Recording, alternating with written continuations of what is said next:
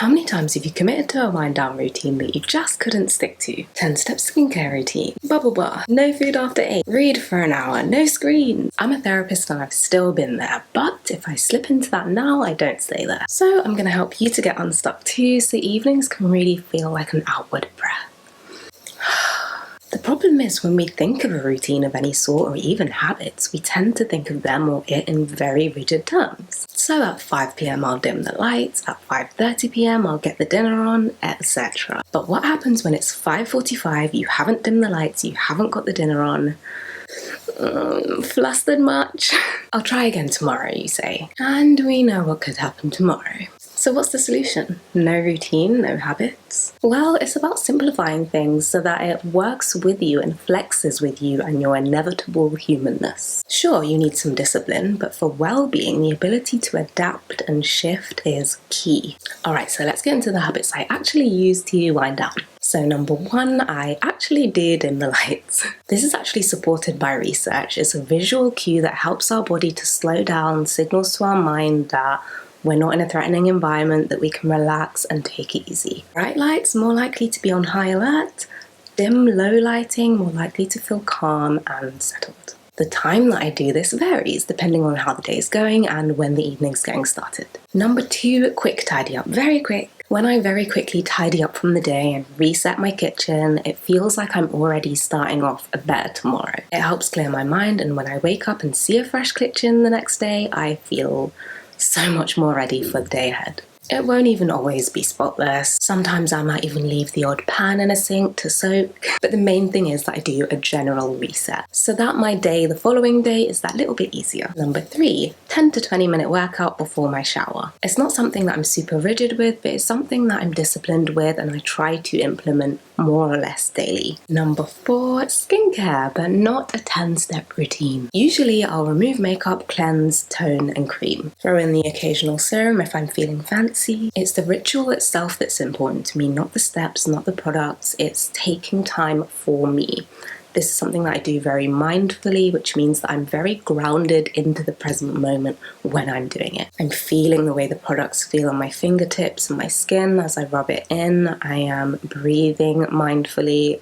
I'm just tuned into the moment and it feels like a bit of a non-negotiable for me. So like I said, adaptability and the ability to flex is really important, but you may find that there are some things that are your kind of non-negotiables where you're like, when I do that thing, I feel so good that it's something that I want to adhere to a little bit more rigidly than the other thing. And that slight shift isn't necessarily rigidity, it's intentionality. Intentionally choosing to do things as frequently as we can. Number 5, a cup of green tea. Again, this is something that's supported by research. There's a lot of findings that it helps to settle our nervous system, calm us, aid digestion, etc., which promotes better mental health, better well-being, and can help you to wind down better and sleep better. I actually used to hate green tea, but it's one of those things that your taste buds adapt to, and you start to find out what you like versus what you don't like. So if you kind of hate green tea, give it a try, test out a few different ones, see what you lean into a little bit more, and you will find something that you love. So if you've made it this far, I'll throw in a little bonus habit that I do, a bit controversial, but I actually do it. I watch some TV, I ain't gonna lie. Love me a bit of Netflix, love me a bit of YouTube. This is something that's not supported by the research, and so I don't know if I would recommend it, but what I would recommend is doing what works for you.